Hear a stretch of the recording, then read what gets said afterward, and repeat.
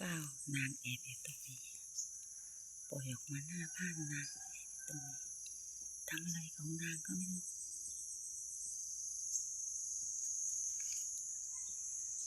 แอบอยู่ใต้ต้นมะเขือเดินแล้ว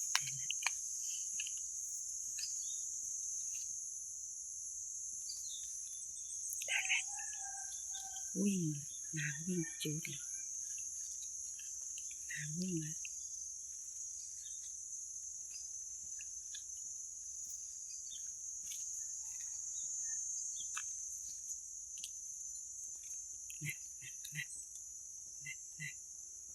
เด็กหญิง900,000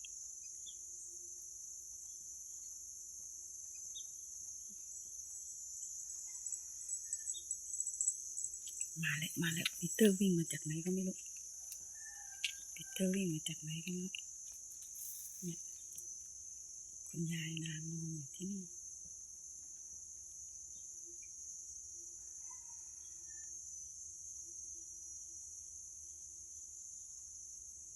คุณยายนอนอยู่ตรงนี้คนเดียว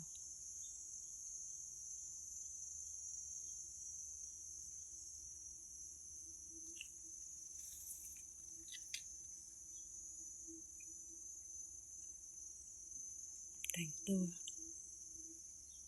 คุณยายแต่งตัว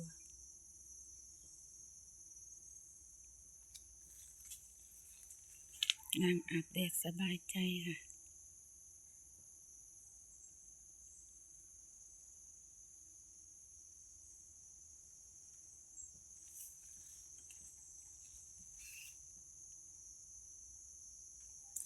นางไปแล้วนางลงแล้ว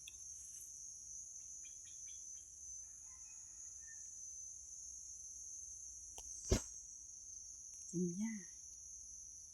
นางลงมากินหญ้า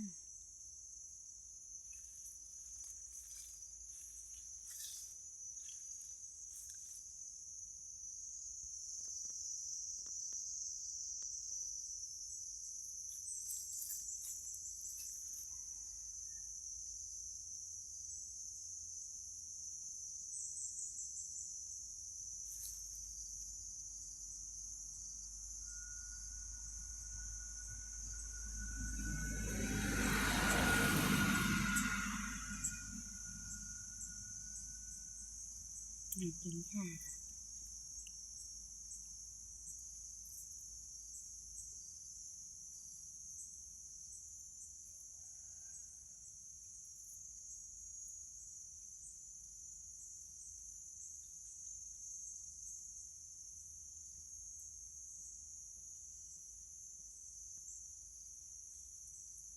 หนีกันหมดแล้วเหลือแต่คุณยายเดี๋ยวคลิปนี้พอแค่นี้ก่อนนะคะเดี๋ยวแม่ต้องไปตามแมวก่อน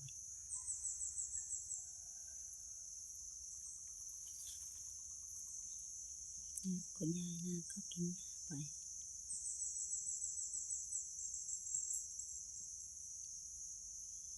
ขอบคุณสำหรับการรับชมและติดตามนะคะขอบคุณค่ะ